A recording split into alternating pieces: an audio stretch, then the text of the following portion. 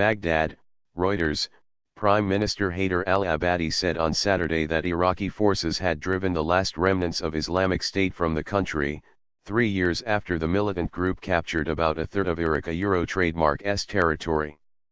The announcement comes 2 days after the Russian military announced the defeat of the militants in neighboring Syria, where Moscow is backing Syrian government forces. The Iraqi forces recaptured the last areas still under its control along the border with Syria, state television quoted Abadi as telling an Arab media conference in Baghdad.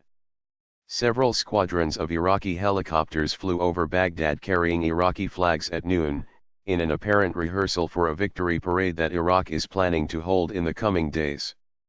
A Commander-in-Chief at Haider al-Abadi announces that Iraqi trademark's armed forces have secured the western desert and the entire Iraq-Syria border, says this marks the end of the war against Daesh terrorists who have been completely defeated and evicted from Iraq. The federal government trademark's official account tweeted. In a separate tweet later, Abadi said, Our heroic armed forces have now secured the entire length of the Iraq-Syria border.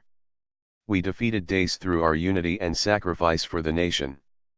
Long live Iraq and its people. Daesh is an Arabic acronym for Islamic State. The U.S.-led coalition that has been supporting the Iraqi forces against Islamic State welcomed the news in a tweet. Earth coalition congratulate the people of Iraq on their significant victory against Daesh. We stand by them as they set the conditions for a secure and prosperous future Iraq. Said the tweet.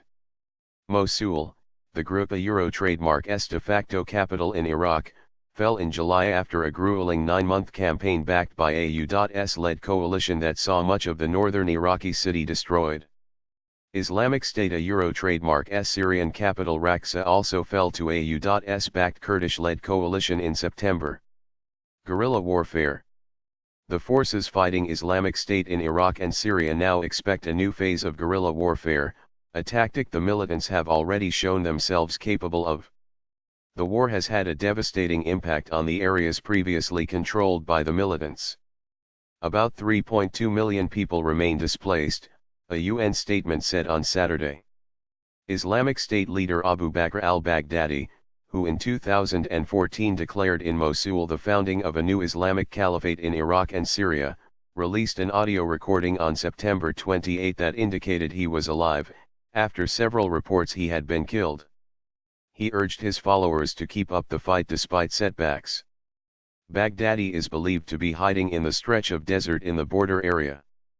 His followers imposed a reign of terror on the populations they controlled, alienating even many of those Sunni Muslims who had supported the group as allies against the heavy-handed rule of the Shia majority-led government of the time. The militants took thousands of women from the Yazidi minority, which lives in a mountain west of Mosul, as sex slaves and killed the men. Driven from its two de facto capitals, Islamic State was progressively squeezed this year into an ever-shrinking pocket of desert, straddling the frontier between the two countries, by enemies that include regional states and global powers. In Iraq, the group confronted mainly U.S.-backed Iraqi government forces and Kurdish Peshmerga fighters, and Iranian-trained Shia paramilitaries known as Popular Mobilization.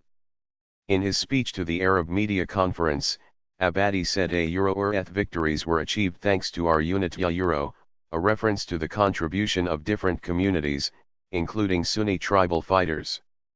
However, Iraq faces a fresh internal conflict after it retaliated economically and militarily against the semi-autonomous Kurdistan Regional Government, KRG, for holding a referendum on Kurdish independence despite Baghdadi trademark's opposition.